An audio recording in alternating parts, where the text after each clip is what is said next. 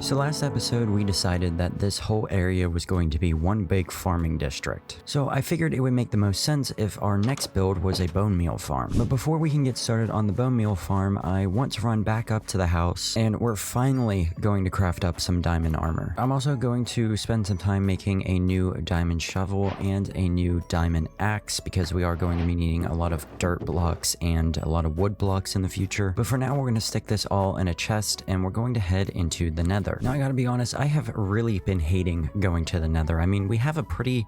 Our Nether spawn is good in the fact that it's protected and everything, but as soon as we leave our spawn area, it's just an absolute cluster chaos thing of biomes everywhere, and there's no consistency at all. I'm gonna be honest, this is probably one of the worst Nether spawns I've ever gotten. And yes, I know there's a bastion nearby and everything, but this place is just so hard for me to navigate, it's really annoying. But we have to venture as far out as we possibly can into the Nether wastes, because I need to collect a bunch of quartz. Now, back in episode 2, we did find some zombie and skeleton spawners down below our base, and they could be turned into really cool XP farms, but that's gonna be a whole episode in and of itself, and so for right now, gathering quartz is still the fastest way for me to get the XP I need.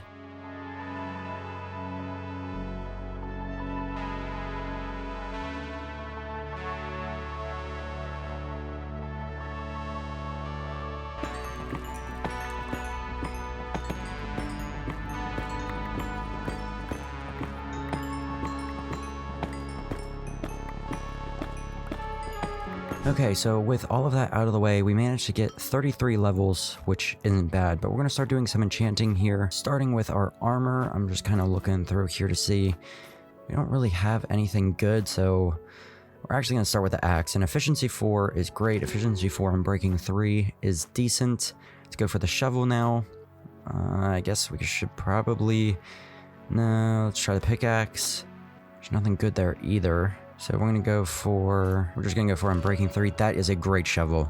Silk Touch, efficiency 4 on breaking 3. That's probably one of the best shovels we could have asked for. Now we do have 27 levels remaining, so I think for now, what I may want to do is just put like some level 1 enchantments on our armor. Feather Falling 3, protection 2 on the boots actually isn't that bad, so we'll take that. We're gonna go for protection 1 on the leggings, protection 1 on the helmet, and protection 1 on the chest plate. I know that's not ideal, and I probably should have waited until I had better enchants, but I just want to be able to say that we have enchanted diamond armor, and I'm not really worried about perfecting it right now, as again, this is just regular survival, and I don't need to panic about not having the best armor, because if I die, it's not really a big deal. But let's retire our iron armor here on this little armor stand right next to our bed, and right next to our day 1 pickaxe. I think that looks pretty good. And we are looking very snazzy in our brand new blue diamond armor. I'm liking this a lot. Also, I just want to apologize if my voice sounds a little nasally. I am getting over a cold. I'm sure that's kind of annoying, but hopefully you guys don't really notice. Oh, and I also did a quick live stream where I gave Gizmo some blue dog armor. I think the dog armor has to be my favorite feature of 1.21. But anyways, dog armor and I guess human armor aside, I want to get started on laying out the land and doing some terraforming,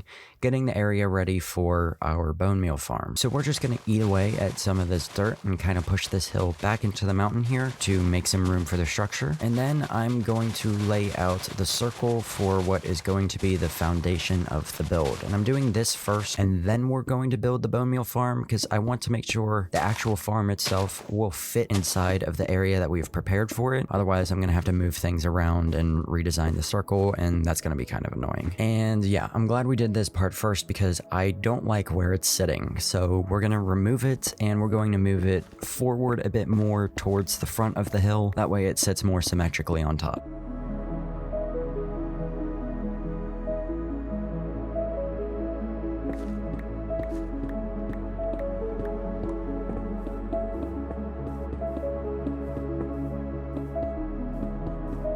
Yeah, there we go. That's a lot better. Now, fortunately, I basically already have all of the supplies we'll need for the Bonemeal Farm. I had to take a couple of minutes to gather some of the extra stuff, but primarily we had everything we needed because this doesn't really take a lot of complicated resources. And a lot of the redstone I was able to make just from the fact that we just spent so much time in the Nether, so we're just going to get straight into building the farm.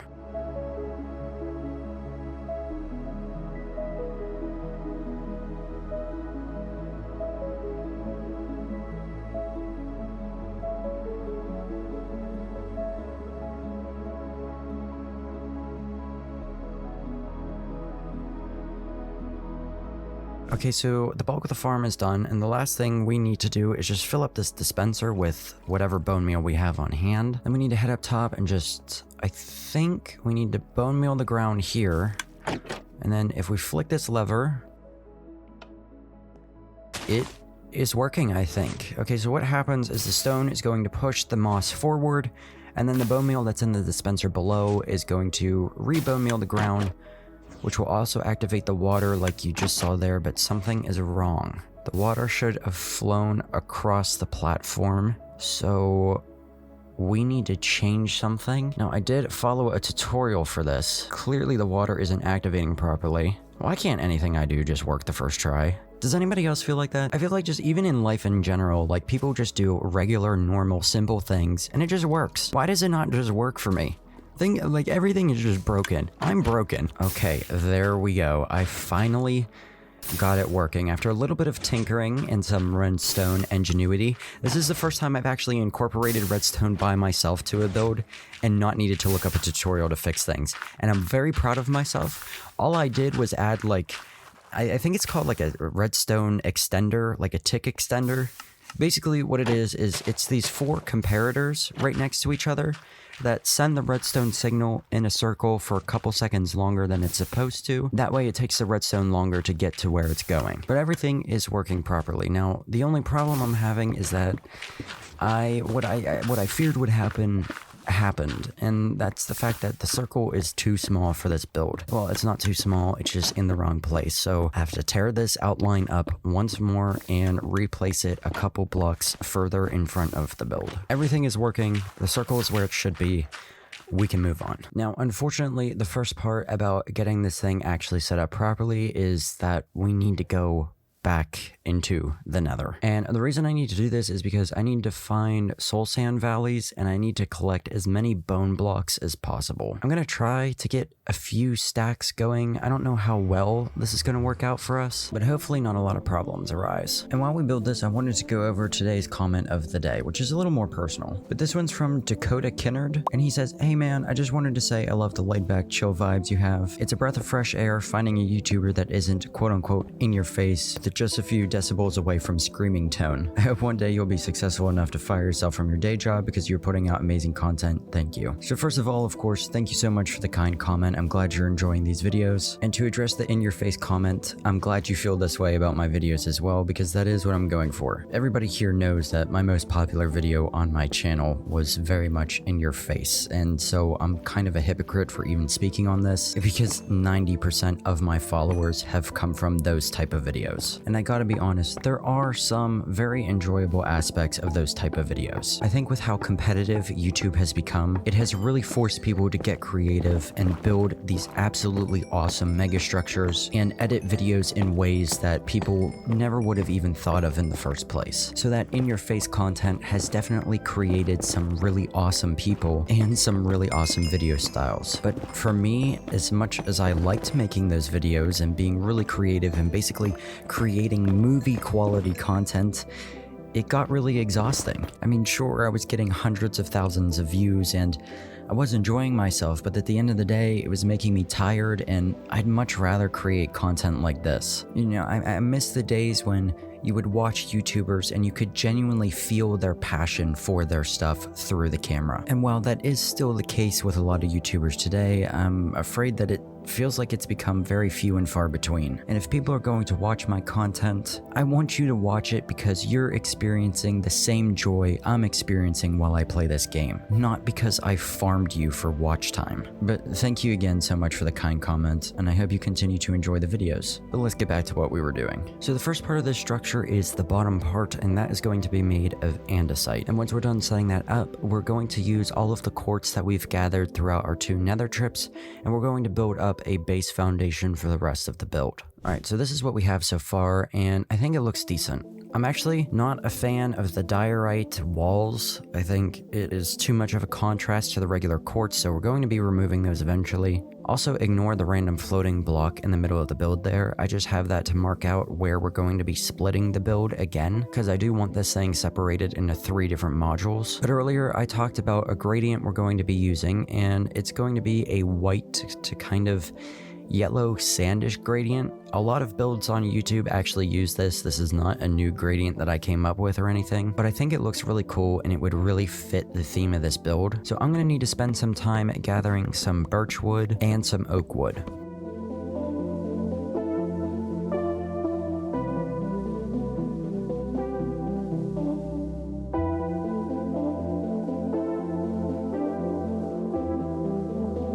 And now I just want to set this gradient up along the floor so you guys can see what I'm going to be going for.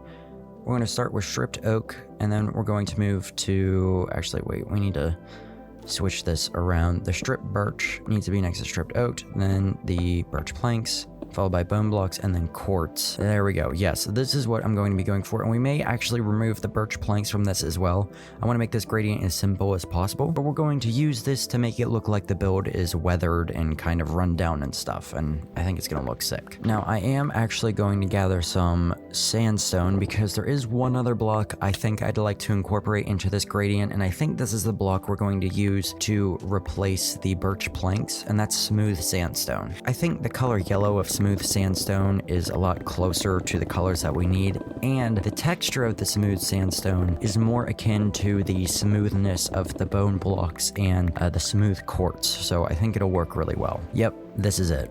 This definitely works a lot better than the birch planks. So now we just need to convert a bunch of our birch and oak logs to stripped variations of each other.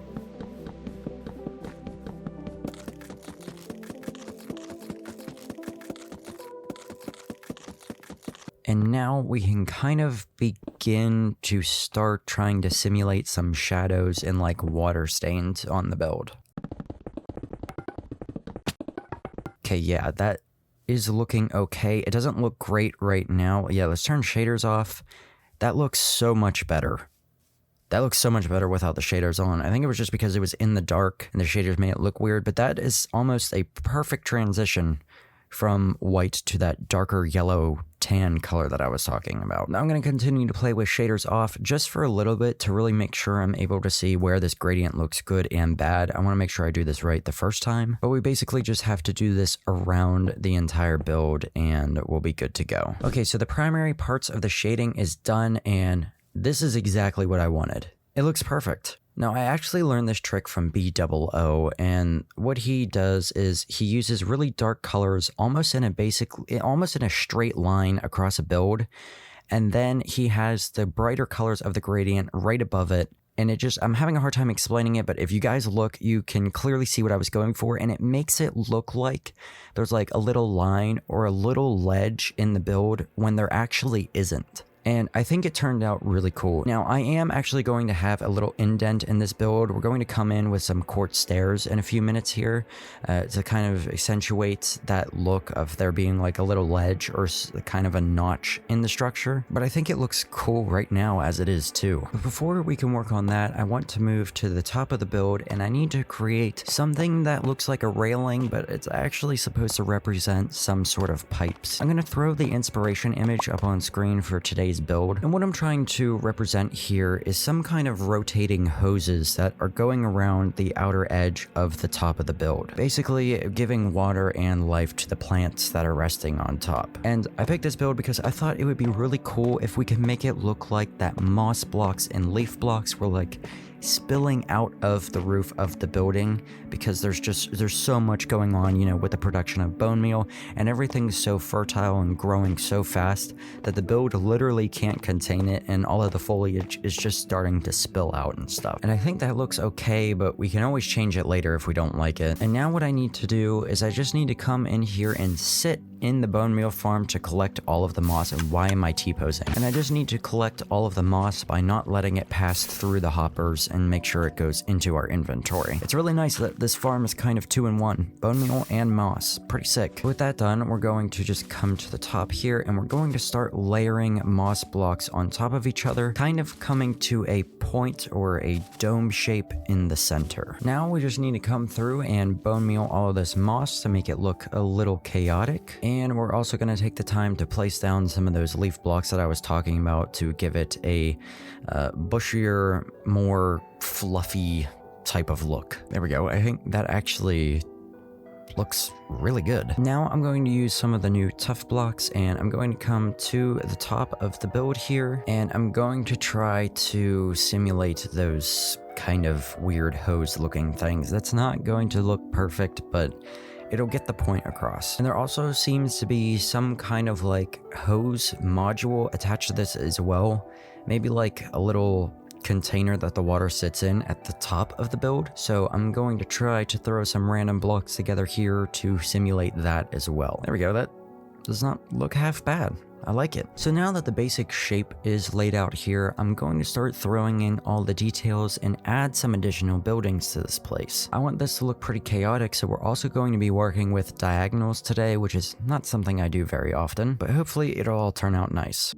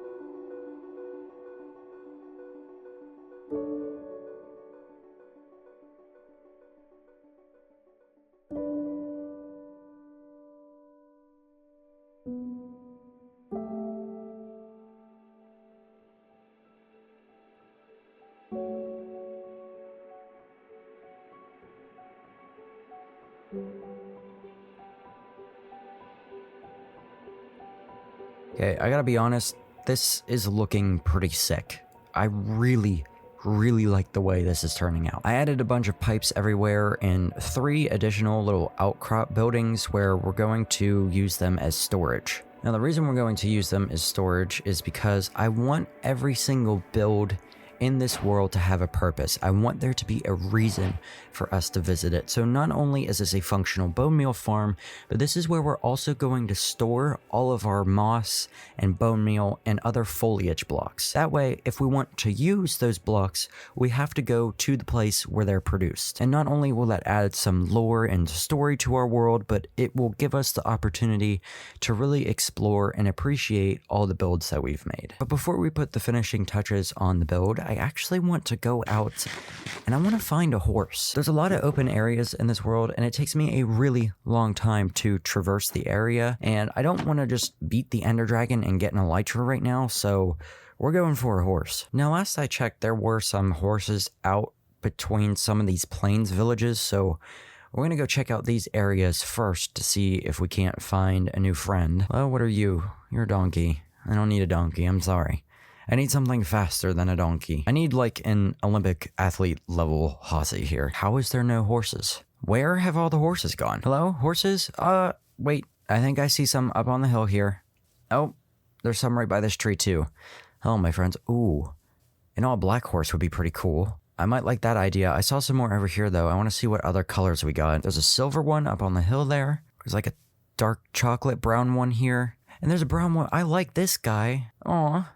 I like his spots. I think we're going to have to try this guy out. I'll tell you what, we'll try the black one out first, and if he's not very fast, we'll try the brown one. All right, we got this guy tamed.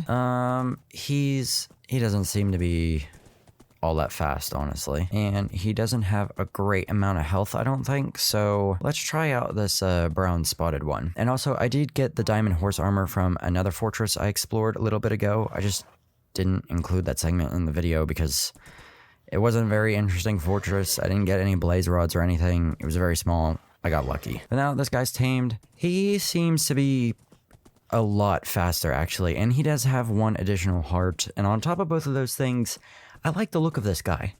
So I think we're going to keep him. And I think his name should be Gadget. I think our dog Gizmo and our horse Gadget, Gizmo and Gadget, haha, type of, yeah, I like it. And he looks very snazzy with the diamond armor. But now I'm actually going to continue heading out towards the mesa biome and the desert because I'm going to need a lot of sand. And of course, I need the sand for glass. We're going to be using a lot of glass to help us finish detail the build, and I'll explain that in a little bit, but we're not going to be able to continue without it. It bothers me so much that my chunk borders are messed up on this world once again. But honestly, I have to tell you, having the Terralith train installed makes it worth it. And besides, the border chunks aren't even messed up that bad. They're not noticeable from the top of the map, and we don't have any weird spots where a cliff just dumps you into an ocean, so I'm okay with it. But now that we're here, let's try to at least get a full inventory of sand before we go home. All right, and there we go. We also grabbed some cactus, and I picked up a sunflower too. I don't know if I have any of those, but we're gonna be needing yellow dye. But we have got a long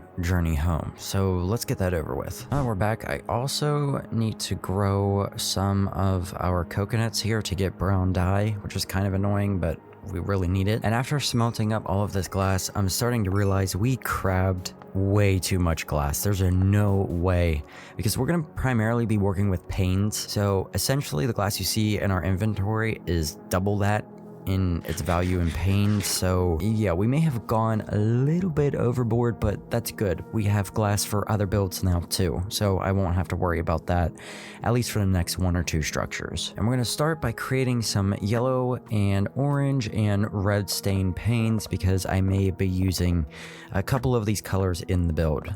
We're also going to be needing some brown dye so that we can make brown panes, and we're going to need some white dye so we can make white stain panes as well. But now that we have all of that sorted out, it's time to get started on finishing the details of this build.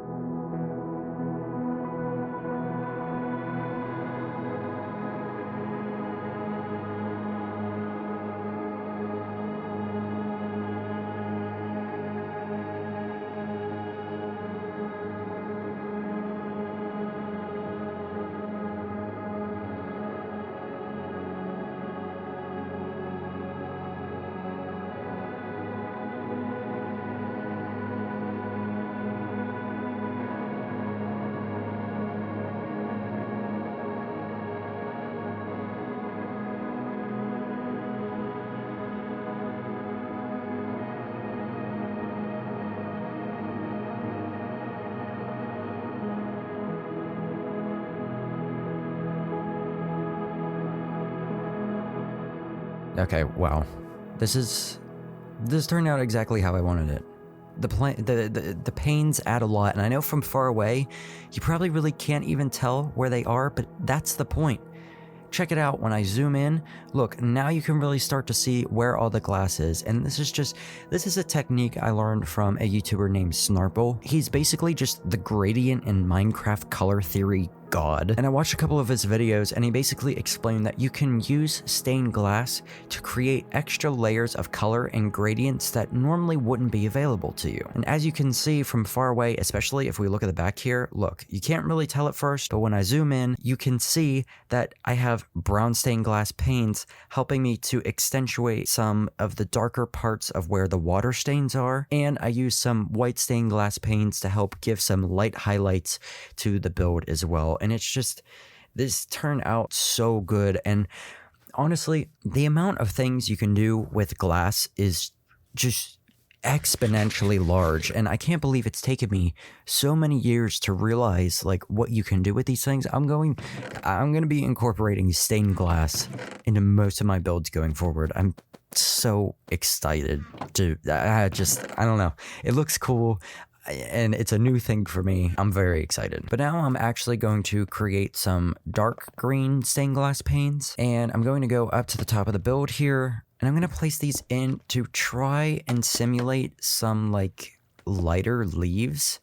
And to maybe give like some grass, like some green grass stains to the top of the build. Since it is closer to where all of the moss is spilling out and stuff, it would make sense that it is stained green a little bit. And there we go. It's a very small change and it's barely noticeable, but I like it a lot. And one of the last things I want to do before we end the video is I want to create a bit of a pathway around the area to start giving us an idea of where some other structures are going to be and to just make the front of the build look prettier. But I am going to live stream this segment of the build, and I'm also going to live stream working on the interior of this structure as well. So again, if you want to catch me making these videos live, make sure you have your channel notifications on. And if you want exclusive content, consider becoming a member of my Patreon. For just $3 a month, you get access to a bunch of exclusive footage and screenshots from my videos that most people don't get to see, and it really helps out the channel. And if you really feel like taking the next step, consider buying my $10 tier. This will also give you access to every single one of my builds I've ever made, and it really does help out the channel so much. So I would like to give a quick shout out to all of my channel members and Patreons. Whether you have a recurring subscription or you've just purchased it as a one-time thing to get my build downloads, thank you guys so much for the continued support. But that is going to do it for today's video, guys. I hope you all have enjoyed. If you did, make sure you subscribe to the channel, have your channel notifications on, and give this video a like. I'm very happy with how this structure turned out, and I'm very happy with how this world is going. I know a lot of you have been missing hardcore, and I am going to get back to hardcore soon, but this series has been just such a breath of fresh air for me, and I'm really enjoying the game again. And to all of my core subscribers who are here for me basically no matter what I post, I can't thank you enough for supporting this series. But with that said, once again, I hope you guys have enjoyed, but I've got to get going because I got more work to do.